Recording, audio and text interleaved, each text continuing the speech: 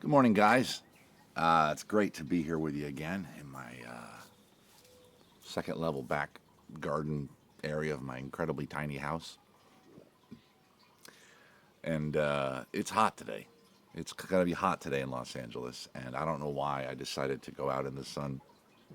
Well, partial sun, wearing a black shirt, and kind of a thick one. It's a weird knit short sleeve shirt that I've had forever that's like oversized on purpose.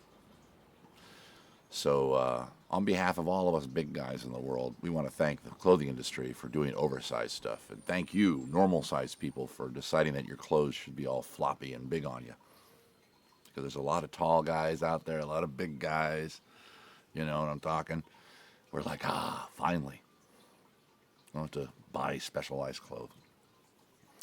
Anyway, got a few things I wanted to ramble on with you guys about this morning. But before I do, we always got to get to business first. Let's welcome our new patrons, our new Patreons, our new fob. Guess they joined us last night during Bad Advice. Let's welcome Denise and Stacy. Hi, Denise. Hi, Stacy. Thank you so much for joining us. Thanks for your support. I hope you have a good time with us over here at Patreon.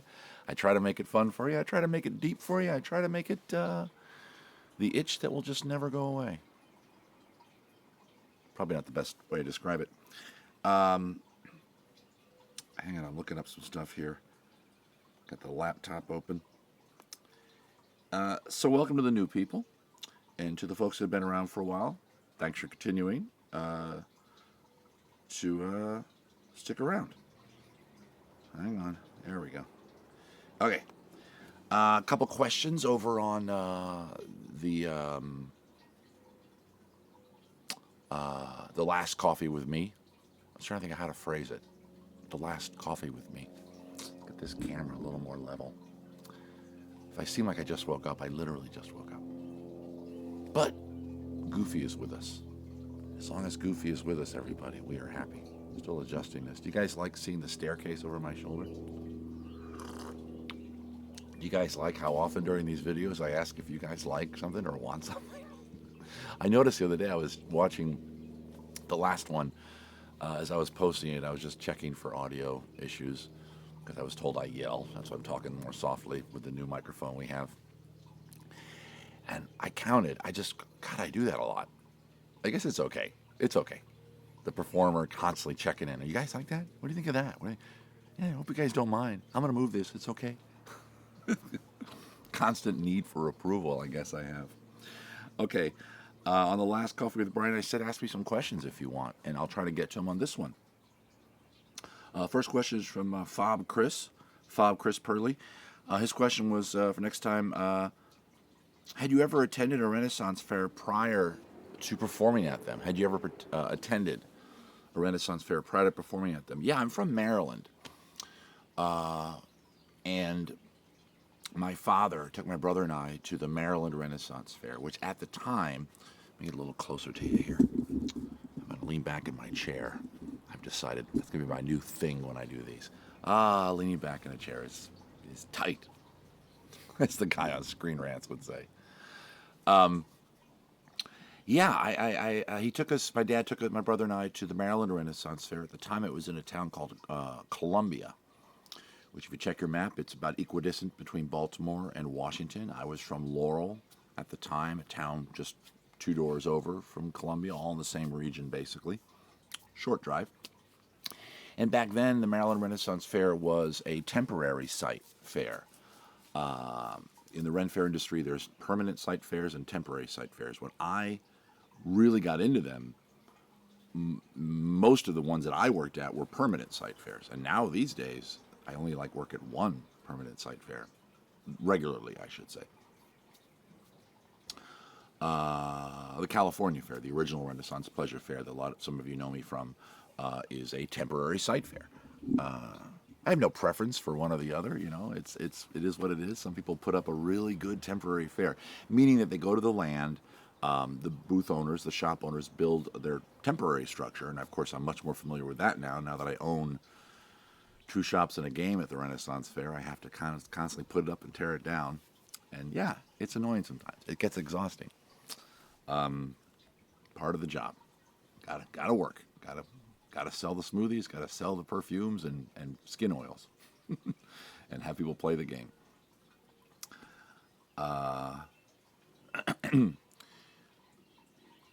So the Maryland Fair at that time was a temporary site. It was in an area called Symphony Woods. It was a big outdoor concert venue in central Maryland called Merriweather Post Pavilion. If you ever spent any time in the Baltimore, Washington area, and you're a rock and roll fan, maybe you've gone to a concert, maybe you've seen a show at the Merriweather Post Pavilion. Okay, and in the grounds kind of next to it was where they had the fair, and we went maybe 2 or 3 years in a row. 2 or 3 years in a row. I saw the joust. I saw some acts. I saw some acts that went on to become rather famous. Back in the day over there, I think Penn and Teller performed. The Flying Karamazov brothers. These are now major world traveling or Vegas performing in acts. I don't remember much about seeing those. I know I saw them, but I was young enough that not much of it stuck at the time. I know that my brother and I played a game where you sat on a log and you were given like a burlap sack full of hay, and it was a pillow fight essentially while straddling a very big log that's high enough off the ground that if one of you could slide off and fall off and you're the loser, the other guy won. You still see it at Renaissance fairs to this day. It's a fun little thing. And I remember getting into the character of it. I remember that Jeff and I, that's my brother, were doing the bangy back and forth, but we were both aware enough to do accents and have a good time with it. We weren't in costume. We just wore regular clothes, but we were like, oh, you knave, you varlet, things we had heard that day. You're horrible, terrible person, whatever. And we were having a lot of fun with that. And our father let us play the game over and over and over again just because we were having a good time. And he was a genius father. He thought, oh, the two boys can get out their aggression in a fun way that hopefully won't hurt anybody. Sign me up. And it was a lot of fun. So I went to the Maryland Fair about 3 years in a row. I was in junior high, so 3 or 4. It didn't go every year. I know that. Didn't go every year. In fact, the year before I worked there, to answer your question, Chris, I do not recall going. I don't recall the year before that either. So maybe it was like 3 years and then not for 2 or 3 years. Because I started working at the Maryland Renaissance Fair the summer after graduating high school. So I was 18, and I've already told the story, so we won't bother going down the path on that. If you're a new Patreon, as some of you are, hey, bird just landed 4 feet away. It's a new thing now, guys. While I'm shooting these videos, birds are going to keep joining me. Hope you don't mind that I point it out. Hope you don't mind that I ask you if you don't mind. So I did the Maryland Renaissance Fair for about 3 times, and then when I started working there, as I said in the story, we won't tell the whole story again. It had just moved, or was about to open, in a town called Crownsville, which is a suburb of Annapolis, which is where I lived at the time, and it was right in my backyard now, and that was when it moved to its permanent site. So when I first went to check out the site, there was construction and saws going off, and it was exciting because newness. Every piece of lumber was brand new. That fair site opened in '85, so do the math on that. 35 years this year would have been, if they open. I haven't been keeping track if they're going to open this year. I haven't worked there in a very long time. So I went to those fairs, just the Maryland Fair. Next question is from Danny Mueller. Oh no, she's just telling me that it's called an insurance network because my brain didn't work 2 days ago. It is a question. I think the dove that landed. The dove is a sign of good times that to come for you and the fam. I hope so, Danny. I hope so. As I've already said, good times are fine. I mean, we're doing okay, and I'm really enjoying this. As I've said to you guys, I like getting up every day and being creative. True, it's not as lucrative as a decent paying Renaissance fair or major gig. But boy, I get all the control I want. I get up, I get to do these. I get to. See, I use that word. I get to do beer and songs tomorrow. I got to do Bad Advice last night and had a real good time doing it. I think the show is finally coming together to the point where I don't have to be nervous about it anymore. See, I share those things with you guys. So, but thanks. Yeah, the dove will be a good omen. A good omen. And third, do you have a fountain in your backyard? I keep hearing that water and your voice and greenery and sunlight make the whole thing very relaxing vibe video. Yeah, we have two fountains. We have one just out of the shot over here, and one kind of over there. It's kind of behind me when I'm doing the streams, but it's unplugged because we use that power to power the lights and the camera and the laptop because it's just on an extension cord. So I just unplug it and use it. So you don't hear it, and it's loud too. That one's loud as hell. The one right next to me is, well, I just turn and show you. It's this guy right. Oh God, is it going to be all burnt? Okay, do you see it? He's right behind those red flowers. You see him? Okay, that's the little fountain that's going plinkety plinkety right now. It is relaxing. I've always liked the sound of moving water. I mean, I've always, I think I talked to you guys about having, these memories as a kid and certain things that trigger pleasant memories. I believe I talked about salt water because the smell of salt water makes me think I'm going to the beach. And as a kid in Maryland, the beach community is called Ocean City, Maryland. And when we get within 5 miles of it, and you smell it, and of course then you get to the hotel and you spend the night in the hotel, and if the hotel's right on the water, you hear it. The family usually goes camping in June, meaning this family. We didn't go this year, obviously, because the campgrounds were all closed. Couldn't afford it anyway. And we camp at a place up in, if you know California, we're near Point Magoo. And it's the beach, and then the highway, and then where we camp. And so at night you hear, if you listen very closely, whoosh, the waves. Moving water is a pleasant sound. I wonder why that is. What makes a sound pleasant, I guess is what I'm asking. Because the decibels of that fountain, if it were another sound, I'd probably find annoying. It's loud enough that I can hear it the whole time. You guys hear it too, apparently. But I hear it the whole time, and I don't mind it. It's lovely. So it's not a decibel thing, because another sound might be annoying at that level. Like this is the first time I'm shooting anything in my backyard for the past month where there's not an electric motor going off or a gas-powered cutter. Right when I said that, I heard something.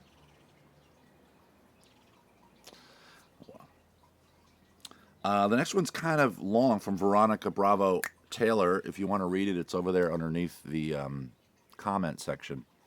It's not so much a question. It's she's bringing up the point that a while ago, when I was doing a beer and songs like a year and a half ago, a friend of mine had passed away, and I think I know what friend she's talking about. And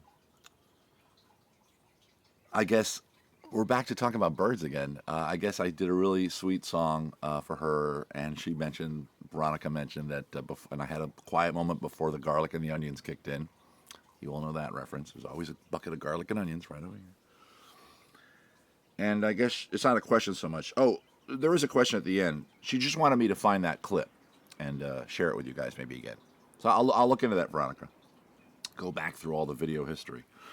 Also, she asked if I took all the content, all the streams I have, and put them up on YouTube. I'll look into that. The idea, of course, and I've mentioned it to you guys, I want you guys to go to the YouTube channel. Just follow this link that you're watching today. Kind of trace it back. You'll find it. Just search Brian Howard. You'll find me. And subscribe and like things. There's only like one public video up there, I think. Everything else is private videos just for you guys.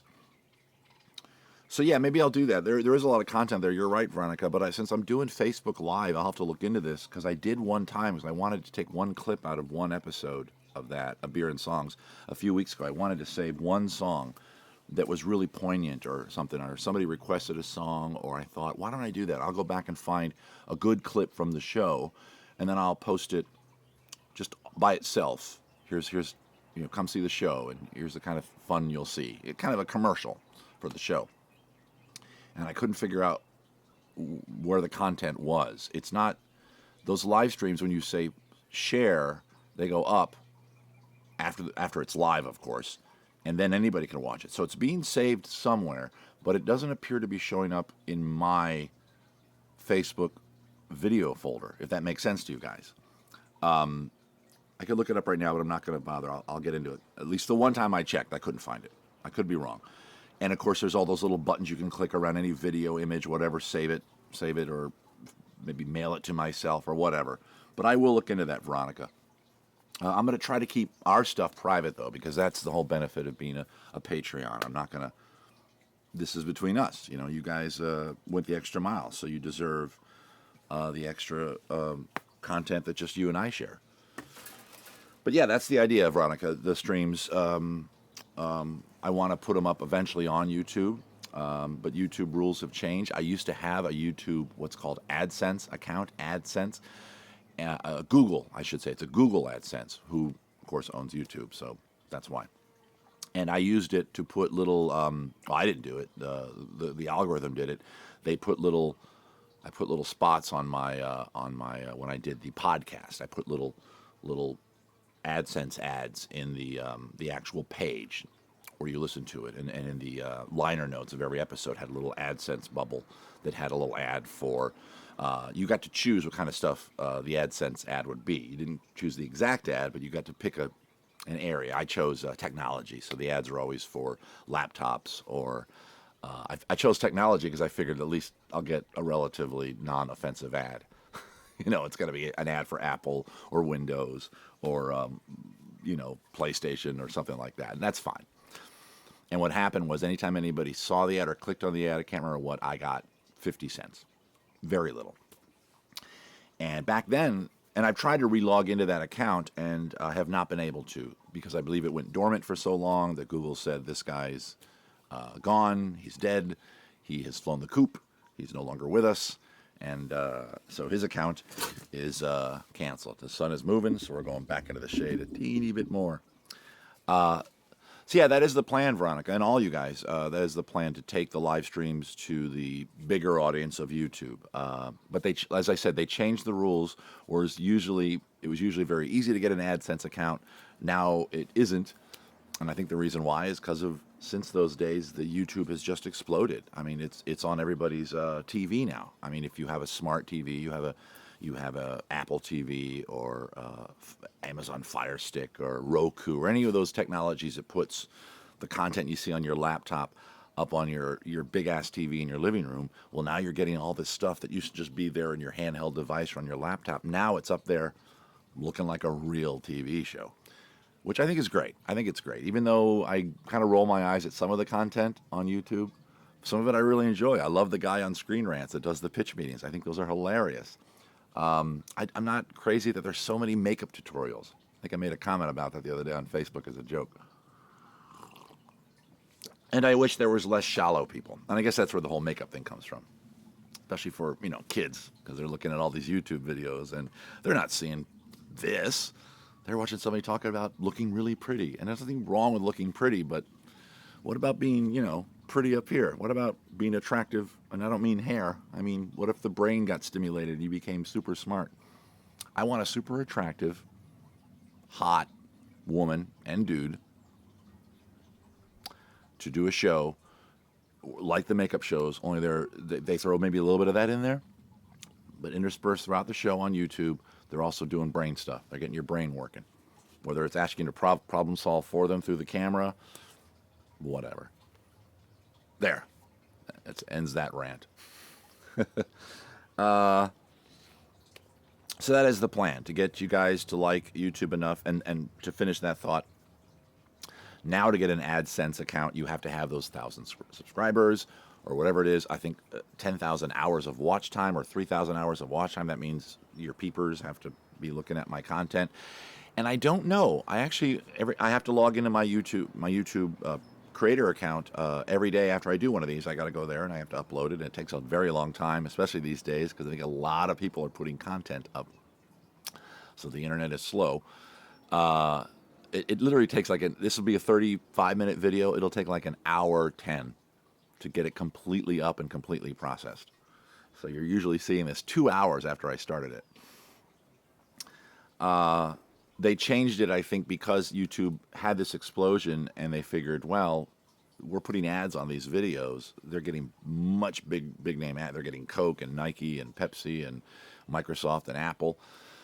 And those advertisers don't want to see their little ad on a tiny little rinky-dink YouTube channel where a guy's just sitting in his garden and he only has 100 followers. No, they need the eyes.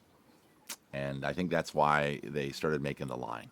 So to answer your question, Veronica, we're working on that.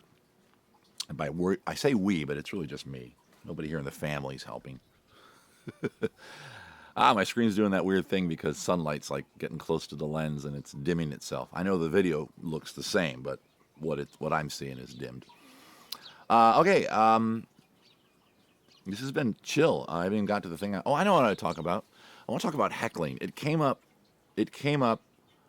last night during Bad Advice because I brought it up because I wrote a bunch of little bits of Two Birds on my doorstep. I wrote down, if you saw that show last night, I wrote down like 15 little good advices for everybody, or good examples of bad advice that we can all relate to. One of them was, of course, a lot of personal ones. One of them was, of course, yes, by all means, you should go to art school.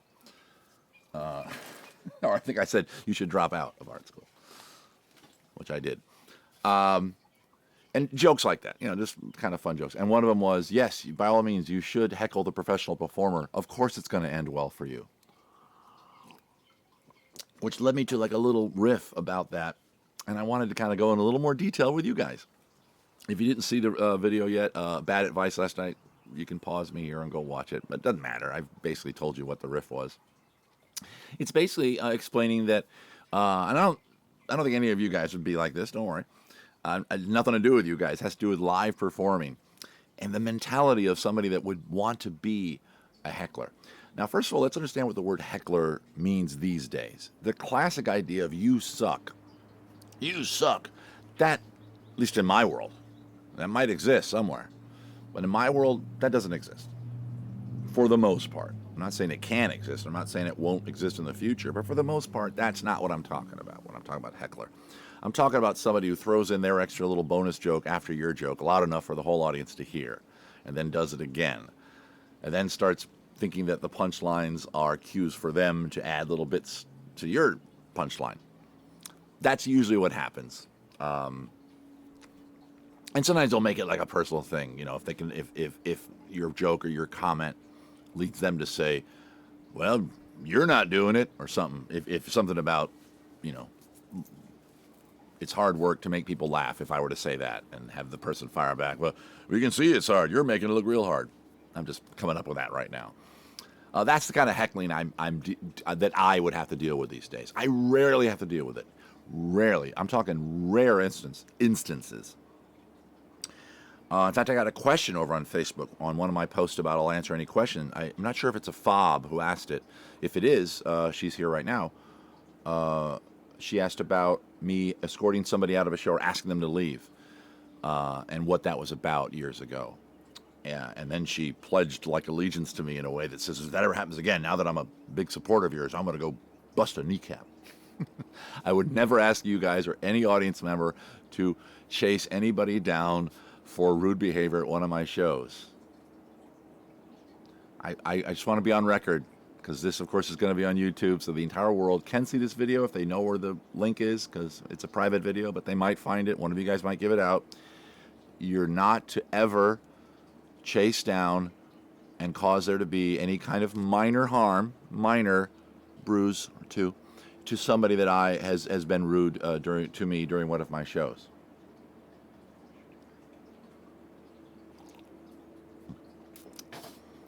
Anyway, I kind of riffed on that idea last night about the weird mentality of that kind of person that goes to a show at a comedy club or a Renaissance fair, sees somebody who's clearly a professional entertainer, somebody who clearly knows how to command a room and make a joke work and smile just the right way to make everybody kind of like him, poke a little fun at the audience, and yet have them laugh at themselves and go, oh, I get it, this is going to be fun. That's a professional entertainer. A professional entertainer can do that. I can do that. And you're sitting there with this person who's clearly witty, who's clearly riffing and doing lots of improv. Clearly it's got a script, but still is able to kind of work off the cuff. And you're going to throw a little shade at that guy or gal? I have never understood that. And that's what I'll often say. I don't do heckler stoppers anymore. There's a lot of them out. There's a lot of rote ones. You see enough guys like me, you're going to hear a lot of the same lines over and over again. I'm not going to say any of them right here because I don't. They're fine lines. I use them from time to time. I just don't want. I don't want them to get out there like I'm saying them like they're mine, because they're not. Okay, and then there's video evidence here. Oh, Brian thinks that he wrote that joke about. No, I don't think that. It's an old vaudevillian thing. Maybe probably Milton Berle said it first. One of the old guys. I don't know who said it first. But they're out there, and I know if you've seen enough guys like me and seen enough situations like that, not even heckler situations, just little moments where there's a slight little interruption. Some performers love to do those kind of things, so they just kind of take a tiny little speck, tiny little thing that they could easily ignore.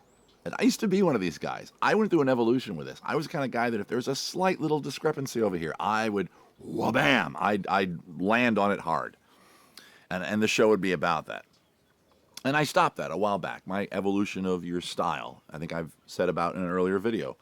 Boy, you put all these videos together and you've got yourself a little Performing 101 video class.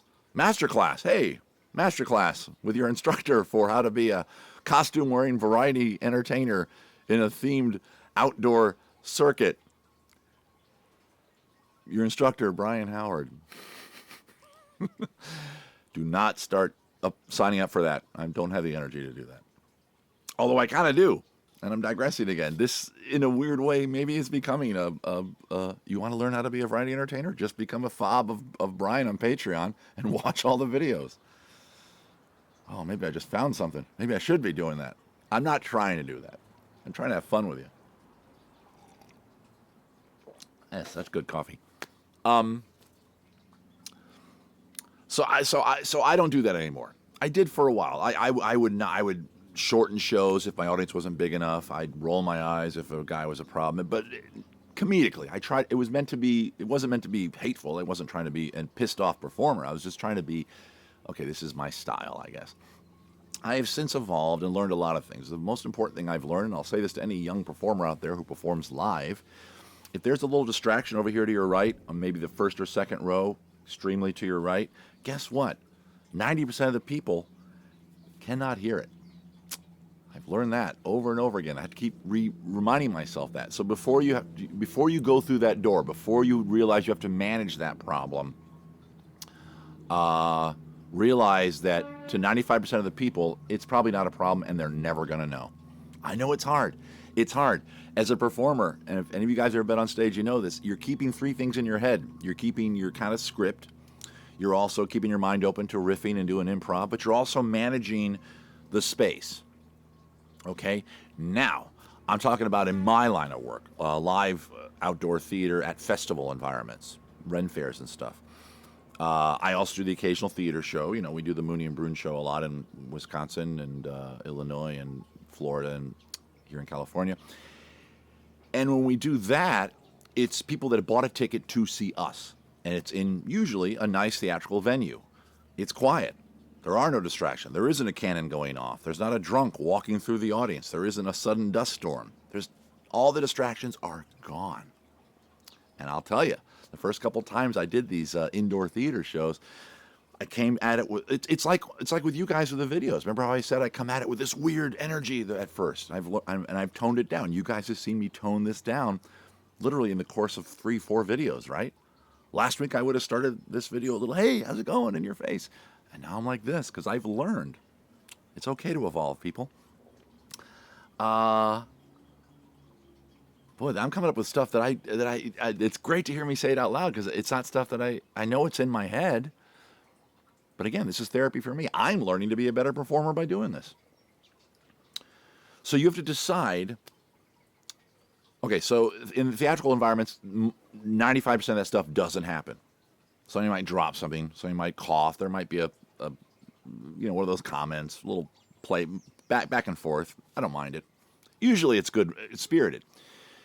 As a performer, dealing with what we'll call a heckler, even though it's not heckler in the classic sense, I'm only speaking for myself. I have to decide, is it worth it? And I have learned, as I just said, that 95% of the audience, when it's over here and it's under their breath almost, isn't a problem. No one's going to know. Because as soon as you start managing that, you break that contact with the audience. There's an unspoken covenant that a good performer has with his audience. A good performer. Very important. I'm going to underline good again. Weak performers that I've seen never make this contract happen, this covenant happen. And I think that's what keeps them weak. And if there's your lesson. Okay, there's your masterclass lesson if you're starting out. The covenant is that I'm in charge. And you're going to give yourself to me for 30 minutes to 45 minutes. And I'm going to take you on a roller coaster ride. And when it's over, you're going to be glad you gave control to me. But you must give me control. I control everything. And it's not ego. Don't think that's ego. That's not ego. Okay, when Freddie Mercury got up there in front of Queen, he was saying to the audience, I'm in charge now. You're gonna feel this music through me, and in all the ways, rock and roll. And he's an amazingly sexy guy, right?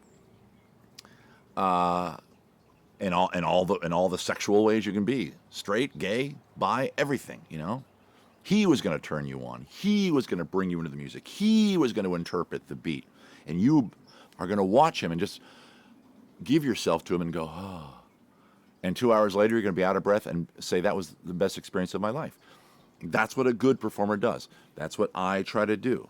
I don't come out and say it the way I just said it to you guys. I imply it. I think in a previous video, I talked about the most important part of the show is making a bunch of individuals become one audience. A good performer, underline it again, doesn't perform for 200 individuals. That's not possible to do it well. You can't bond and connect with 200 different mindsets, different problems, different issues they're having, different levels of inebriation, different relationship statuses, different didn't want to be here today, is different, I can't afford this, why did I show up, different, I hate this guy already. You can't do it. You can perform for one mental entity, a formed audience that has all gotten on board with that covenant, that contract. I'm not sure if I'm using the word covenant right, so let's switch it to contract. So when dealing with the heckler, you got to decide if it's worth the possible damage to that covenant. Now, some people manage it better. I don't manage it real well. I admit that. And by that I mean I can manage the heckler person, but I carry that with me the rest of the show. It depends on how much of a heart on your sleeve type performer you are. And I've said this before, and there's no good or bad here. I'm not judging one side or the other. Some people are heavily scripted and just go boom, boom, boom like a trip hammer. Distraction they can manage, and then boom, back to the trip hammer. Boom, boom, boom. Then there's the emotive type performers where it's direct eye contact. There's no fourth wall so much. A lot of give and take. A lot of what you see at Ren fairs are more emotive type performers. All of them, to some level. You kind of have to be in that line of work. It's harder for me, and that's me, by the way. I'm the emotive type. Right? You guys know that by now. Everything that's going to happen is going to go into my little improv computer brain, and I'm either going to come up with a joke for it, or it's going to piss me off. Hopefully won't let you guys know that, or it's going to hurt me on some level. I like to think I'm not the most emotional guy in the world, but I do have them. And I'm going to carry that with me at least for the next hour. I've gotten better over the years. It used to be it would ruin an entire day if I had a bad altercation with one guy at the first show. I'd be thinking about it going into the fourth show. Now it's like I can usually brush it off, but I usually carry it for the rest of that show because it gets me to a point where I get pissed. Because if I feel like I was on a roll, I had the audience right there in the palm of my hand, and then you had to deal with it. Now, granted, by dealing with it, step one, you make a joke. You do one of those jokes that I mentioned earlier that I'm not going to say because I don't want people to think I'm claiming them. Or you improvise a joke based on what's going on in the show. I try to do that as much as I can. I throw a simple one out, always with a smile. The first one always gets a smile. All right, keep it down now. Where'd you learn to whisper? In a helicopter? Okay, there's one of the old ones, okay? You're going to hear that a lot. But you do a little twinkle and you go, little finger guns if you need to. Yeah. They get the idea. You can look in their eyes and tell if they get it. If they kind of go, ooh, okay, they get it. You're done. Go on with the show. But every now and then you see that guy. And as I said in last night's stream, it's usually a guy. You ladies, you're more confident. I believe that. I believe that women are more confident.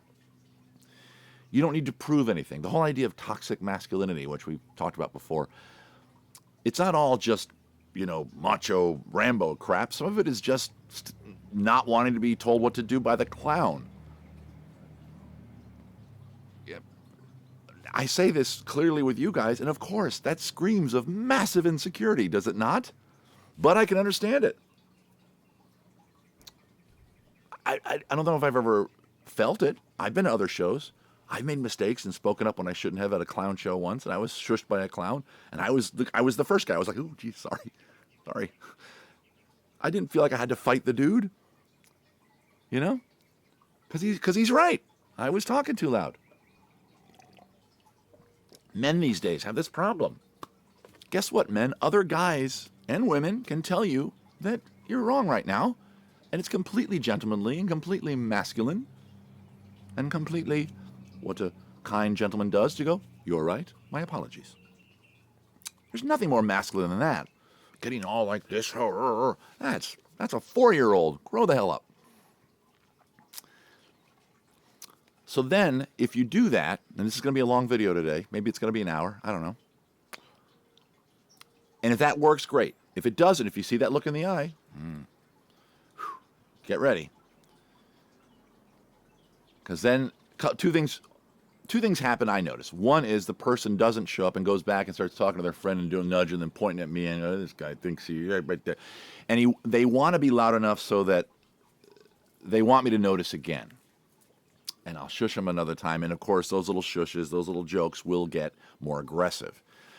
And then I think the question that I had over on Facebook, and this is why I wanted to talk to you guys this morning about me asking somebody to leave, having security take them out. It's when you get to a point where you realize you're not dealing with a person anymore. You're dealing with their alcoholism. You're dealing with their own personal issue, their toxic need for attention. And I can deal with that. I can deal with it really well if I chose to. That's not what I choose to do on stage. And that's where you have to kind of ruin the mood. And I got good there for a while. Another evolution I went through with this kind of stuff where I knew how to take the comedy out of the air fast if I chose to. I knew how to change the face. I knew how to change the tone of my voice. I knew how to change how I'm communicating with you. I knew how to remind you of the situation. Do you see all these people? Okay, they paid to get in here as well. I don't like it. I prefer if you didn't. If you continue to do it, I'm going to have to ask you to leave. Do you understand? No. Because you almost always try to put some little jokey, smirky face in right then. And that's when I usually said, "Do you understand? Thank you." And then I had to go back to this guy. By the way, I'm sorry if I scared you with that. But that's professional entertainer. I know how to change the mood of a room. And you can do it, especially going from comedy to serious. Going from serious back to comedy, that's the hard part. And that's why I stopped doing that so much, what you just saw. Probably that example that the woman asked me about on Facebook, I was probably doing one of those. Because you get to a point, you make the jokes, you try to put them down with a twinkle in your eye, then you put them down a little more aggressively. And the thing that I talked about last night on the stream, and this is the psychology of that kind of heckler, is they think they're helping. And that's why I started going to that thing where I would ruin the comedy. Because I discovered that if they make a little comedy, jokey heckle, and I tell them to shut up in a funny way and gets a big laugh, the heckler mindset, they think that they made the laugh happen. I helped your show. I've had dudes walk up after the show, "Hey, man, no hard feelings." There's always that guy slapping you on the arm. "Yeah, but we had fun, right? I helped your show. Got some good comedy about it." I've got to the point these days where I try to give a very non-committal, "Oh, okay." Fortunately, there's usually people around me that want pictures and they're trying to buy a pin or they want to slap me on the back, say, "Hey, man, you handled that well," or whatever it is. I can usually get away from them. And sometimes I'll just drop reality on them and I'll just look them right in the eye and do the face again. No, I made it funny. You're a terrible person. They need to work on that. I did that like 2 years ago at the Renaissance Fair over here. Somebody, and they were fans of mine, but they didn't know when to shut up. They were adding to every joke. They were drunk, and I had to finally go literally sit in front of them as close as I knew now, and I did the serious stuff. I said, "Look, You guys are nice. I know that you're here a lot. You have to stop. You're not helping the show. Afterwards, the one dude got very offended. He came up to me and he tried to apologize at first, but he had that drunk thing where he did the apology every other sentence. One sentence would be apologetic. The very next sentence, yeah, but you were kind of a dick. But I'm sorry that we were bothered you, but you didn't have to be such a jerk about it. But I'm sorry that, he was stuck in the middle, He was drunk, of course. Non-drunk guy, and if he's out there right now watching this, you know who you are. He might have stopped at the first sentence. Oh, I'm so sorry, man. You're right. I'm a little drunk. Sorry, I won't do that again. Just stop right there. But I was a dick? No, and I told the guy, I'm not being a dick at all. I was trying to preserve what I do for a living and make the other 300 people in the room have a good time. I can't make them have a good time constantly dealing with you. I'm a good performer, but I can't. That's hard. And even though I probably could have managed that, was not in the mood, I think is what I told him. I didn't clean it up with that guy. I mean, he's still out there. He's still a fan. I still see him at gigs, at the Ren Fair and stuff. He doesn't talk to me anymore, and that's fine. I am fine with that. So that is the heckler mentality, I guess. Very rarely does somebody say you suck. I think they want to. They see the back and forth that certain performers have, and if you've seen me enough, you know that I encourage that. And if you're yelling something out in a good way, in a funny way, with that spirit of love that I think I'm presenting the show in, you're not a heckler. I'll roll my eyes. I'll manipulate the audience a bit to make them do that more. We already talked about how I can manipulate the audience, and of course, I'm making you want to call back to me and to shout out to me. And if it's in spirit of love and spirit of fun, I will roll with it. It's the guy who wants to take a little bit of my juju. We're going to use that word a lot, I've decided, and put it on himself. The one that wants to aggrandize himself. Aren't I the coolest guy in the room? Not him, but me. And as I said earlier, that's not how this works. You can't be the coolest guy in the room. I have to be, to make the show work, the coolest guy in the room. The second the show is over, boom, you can be the coolest guy in the room. But for these 30 or 45 minutes, I'm the coolest guy in the room. That's just how it has to work. So that's the heckler mentality. I could go on and on about heckler mentality, but we're already up to 42 minutes of this video, and I don't want it to take 4 hours to post. So let's just do a little bit of house cleaning, housework, whatever. I already welcomed the new fob. Thank you so very, very much. Did I have any other questions? I don't think I did. I've already folded up the laptop, so in order to get to those questions, it would take too damn long. Hope you're enjoying the new content. Hope you're enjoying Buddha Fairy. How's she doing? Is she doing a good job? We're doing stupid knowledge a lot these days, and two people have already asked, hey, why isn't there kind of a middle ground on stupid knowledge? It's stupid knowledge. That's right. There is no middle ground. You either like potato chips on sandwiches or you don't. And you can tell me if almond milk should be allowed to be called milk. The 6 items, I only have 3 of them in my head so far for this week's Does It Juggle. I got to look around the house, I guess, when this video is over and find the other 3 items for this week's Does It Juggle. Tomorrow night is beer and songs, of course. Don't forget to get your requests in early. I don't really have a place to do it over here on Patreon. Just do it at the event page, which I think is already up. But you guys know about it. So you guys are on the, letting you guys know about it. I've already had some requests from a few fobs of songs that I don't know. I'm going to look those up, and you know who you are. If it's a song that I can bang out and maybe I have heard before, I will try to get it in. But I try to be careful about that because if it's a song I don't know at all, I do want to do it a little bit of justice. When I do the songs that I kind of know, but it hadn't occurred to me that I know them forever, I can usually do them. But it's a comedy show, but I'm trying to get the melody right. I'm trying to get it to work. So I'm going to do my best to try to get it in. If I don't, please don't hate me forever. Hate me just for one night. I don't mind being hated for one night. I keep looking over there as if looking down there is going to cue me on what I wanted to say. I guess that's about it. Okay, so thank you very much. A little insight about hecklers and what that's like. Continue to have the chat happen below this video here on the Patreon page and ask questions for future videos right here. I think that's a fun way to do this. We can just keep the conversation going. If you want to ask a question about today's subject matter of hecklers, go right ahead and I'll address it on the next video. I don't want to keep making, we'll keep the shows going forward. There won't always be the same subject every darn video. So I'll see you guys tomorrow at Beer and Songs over on Facebook. Look for the Does It Juggle poll. Should be up hopefully by the end of today, Tuesday.